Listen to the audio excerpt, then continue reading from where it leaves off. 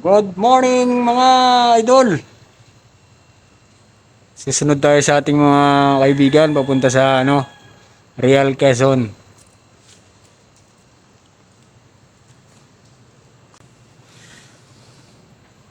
Niyaya naman nila ako kaso hindi ako nakasabay kasi may pasok pa eh. Yan, susunod tayo. Gamit ko nga pala GT Pro Pearl White Evo helmet.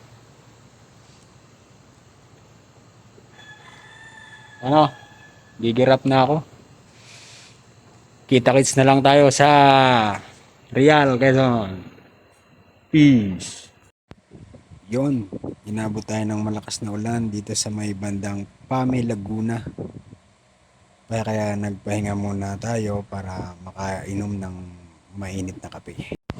Ayun, at dumaan na rin ako dito sa mabilihan ng mga isda. Maraming pamimilihan dito. May mga pansigang, may lobster, mga pang-ihaw, may pusit, may hipon. Yan, may surahan, yan, laki, masarap ihaw. Yan, mga galunggong, yan, mga hipon, subo, yan, mga pansigang, dalagang bukid, may bangos, may crabs. At yan, lobster, laki, sarap. At nakarating na nga sa Realscape. Connect with nature. At may entrance fee na 50 pesos pagpasok. Sinundo ako ni Boss Enteng sa labas. Dami sakyan, no? Yun, ang dagat. Malalaki ang alon na yun, saka maulan. Pero masarap pa rin mag-swimming kasi bihira tayo makaligo sa dagat. Kaya ligo tayo mamaya. Ayun, at andito sila sa cottage na nagkukwentuhan. Good morning sa inyo. Kumusta ang magdamag ninyo? Mukhang nagpainit kayo. May puti ng dyan pampainit. Kain kayo guys. Ngaon. Guys, kain guys. Isda. Sarap ulam, isda fresh.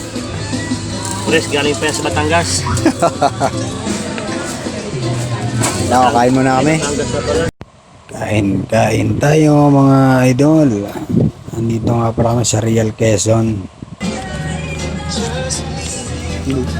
Kita bang uso ko dyan? Hindi naman. Nilupin, tilapia, buraw, sausawan, kamatis, Dilap. toyo. Tsaka tambalaan. Ayun, at pagkatapos nga namin kumain tumambay muna kami sa tabing dagat para pagmasdan ang napakalalaking alon. Malabo na yung tubig kasi ang lalaki ng alon. Pero nag-i-enjoy pa rin yung mga bata. Maya-maya ng konti, liligo na rin kami para mag-enjoy sa dagat. Pagpapababa lang muna ng kinain.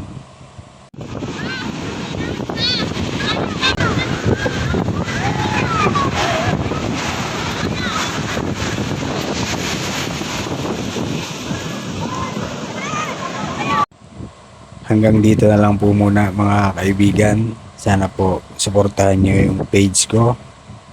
Maraming salamat po sa inyong lahat. Peace.